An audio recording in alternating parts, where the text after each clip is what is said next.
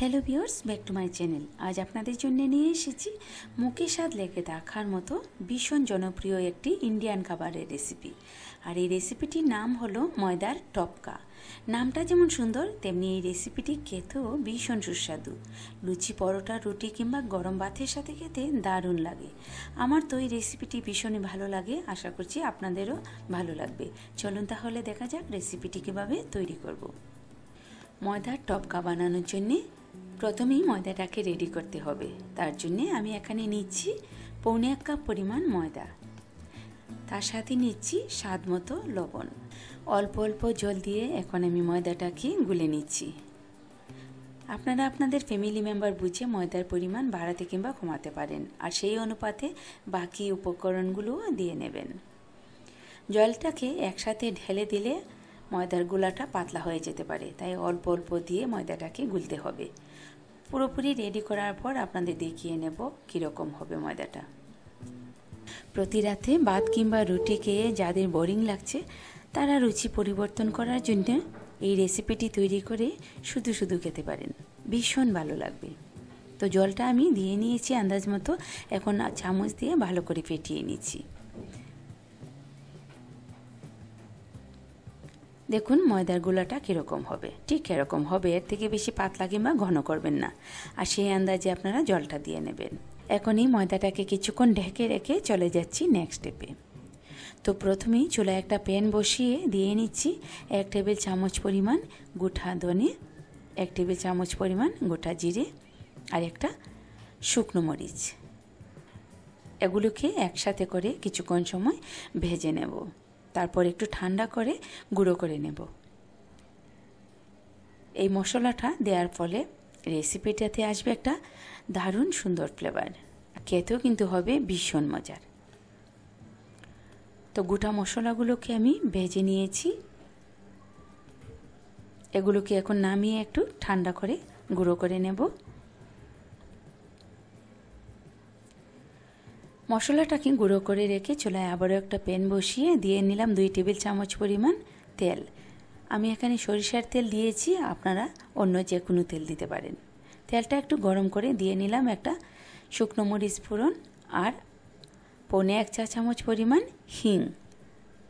হিং দিলে এই রেসিপিতে সুন্দর একটা ফ্লেভার আসবে, খেতেও ভালো লাগবে। এগুলোকে একটু ভেজে নিয়ে দিয়ে নিচ্ছি একটা বড় সাইজের টমেটো কুচি। তেলের মাঝে টমেটোটাকে এখন কিছুক্ষণ সময় নেড়ে চেড়ে নেব, যাতে করে টমেটোটা একটু গলে যায়। কিছুক্ষণ নাড়াচাড়া করার পর টমেটোটা যখন একটু নরম হয়ে এসছে, সেই সময় দিয়ে দিচ্ছি 1 চা চামচ পরিমাণ বা স্বাদ মতো লবণ। লবণটা দিলে টমেটোটা খুব তাড়াতাড়ি গলে যাবে। লবণটা মিশিয়ে আরেকটু সময় টমেটোটাকে গলিয়ে নিচ্ছি। দেখুন অনেকটাই কিন্তু গলে গেছে। এই পর্যায়ে দিয়ে নিচ্ছি ভর্তি করে 1 চা চামচ পরিমাণ আদা বাটা। আদা বাটাটা দিয়ে আরেকটু সময় নেড়ে ছেড়ে নিচ্ছি। বেশ, টমেটোটা অনেকটাই গলে গেছে। এই পর্যায়ে দিয়ে নিলাম আধা চা চামচ পরিমাণ হলুদ গুঁড়ো, 1 চা চামচ পরিমাণ কাশ্মীরি মরিচ গুঁড়ো আর 1 চা চামচ পরিমাণ কাসুরি মেথি। কাসুরি মেথি দেওয়ার ফলে এই রেসিপিতে আসবে সুন্দর একটা ফ্লেভার। এখন একটু জল দিয়ে সব মশলাকে একসাথে করে একটু সময় কষিয়ে নিচ্ছি। আমি এখানে জাল মরিচ দেব না, কারণ এই রেসিপিটা হবে নিরামিষ যেহেতু, তাই বেশি জাল দিলে ভালো লাগবে না। এই পর্যায়ে দিয়ে নিচ্ছি আধা কাপ পরিমাণ ফেটানো টক দই। টক দইটা দেওয়ার সময় আগুনটাকে কিন্তু কমিয়ে নিতে হবে, তা না হলে মশলাটা একদম ফেটে যাবে। আগুনটাকে কমিয়ে নিয়ে মশলার সাথে টক দইটাকে মিশিয়ে মশলাটাকে ভালো করে একটু কষিয়ে নিচ্ছি।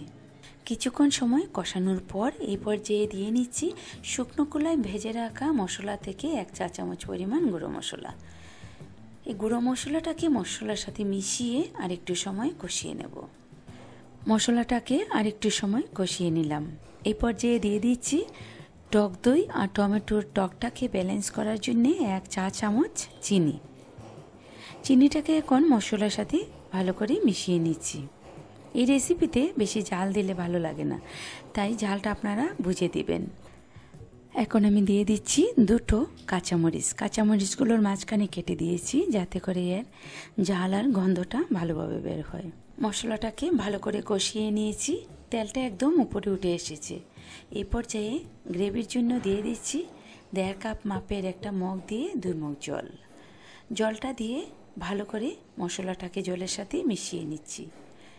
আগুনটাকে এখন মিডিয়াম থেকে একটু বাড়িয়ে দিয়ে গ্রেভিটাকে টকবক করে ফুটিয়ে নেব। গ্রেভিটা ফুটতে শুরু করেছে, আমি এখন একটু নেড়ে দিচ্ছি। গ্রেভিটা ঘন হতে থাকুক, আমি এখন চলে যাচ্ছি নেক্সট স্টেপে। এতক্ষণ ময়দার গুলাটাকে রেস্টে রাখার ফলে ময়দাটা আগের থেকে অনেকটাই ঘন হয়ে গেছে। এর থেকে বেশি ঘন কিংবা এর থেকে বেশি পাতলা করা যাবে না। এখন আমি এটাকে ফুটন্ত গ্রেভির মাঝে অল্প অল্প করে ছেড়ে দেব। এটাকে কিন্তু বলে টপকা। তবে গ্রেভি আর এই টপকা মিলেই হয় ময়দার টপকা রেসিপি। আমি ময়দাটাকে একটু ছোট ছোট বল করে ছাড়ছি। আপনারা চাইলে সামান্য একটু বড় করতে পারেন, তবে বেশি বড় করলে খেতে ভালো লাগবে না। আর ছাড়ার সময় অবশ্যই গ্রেভিটা ফুটন্ত থাকতে হবে, তা না হলে একটার গায়ে আর একটা লেগে যাবে। আর সবগুলো ছাড়ার পর মিনিট খানেক অপেক্ষা করে তারপর নাড়তে হবে, তা না হলে কিন্তু ভেঙে যাবে। একটু শক্ত হয়ে যাওয়ার পর আমি এখন নেড়ে দিচ্ছি। এই পর্যায়ে দিয়ে দিচ্ছি শুকনো খোলায় ভেজে রাখা বাকি মশলাটা দিয়ে ভালো করে একটু মিশিয়ে নিচ্ছি। দেখুন সবগুলো টপকা একদম আস্ত আছে, একটাও ভাঙেনি। আমি এখন দিয়ে দিলাম কিছুটা ধনেপাতা কুচি। ধনেপাতা কুচিটাকে এখন আমি মিশিয়ে নিচ্ছি। গ্রেভিটা আগের থেকে অনেকটাই ঘন হয়ে গেছে। সবশেষে দিয়ে দিচ্ছি 1 চামচ ঘি। যে কোনো নিরামিষ রেসিপিতে একটু ঘিয়ের ফ্লেভার থাকলে ভালো লাগে, তবে যাদের ঘি খেতে আপত্তি আছে তারা ঘিটাকে স্কিপ করতে পারেন। গ্রেভিটাকে আর ঘন করা যাবে না, এখন নামিয়ে নিতে হবে। ভিউয়ার্স, দেখুন রেসিপিটি দেখতে কতটা লোভনীয় হয়েছে, আর এই রেসিপিটি খেতে কতটা যে দুর্দান্ত হবে সেটি আপনারা যখন খাবেন তখনই বুঝতে পারবেন। ভিউয়ার্স, রেসিপিটি ভালো লাগলে ফ্রেন্ডদের সাথে প্লিজ শেয়ার করে নেবেন। আর যারা আমার চ্যানেলে নতুন ফ্রেন্ড আছেন তারা প্লিজ আমার চ্যানেলটিকে সাবস্ক্রাইব করে নেবেন। আজ তাহলে বিদায় নিলাম, আবার দেখা হবে অন্য কোনো রেসিপি নিয়ে। সে পর্যন্ত সবাই খুব ভালো থাকবেন।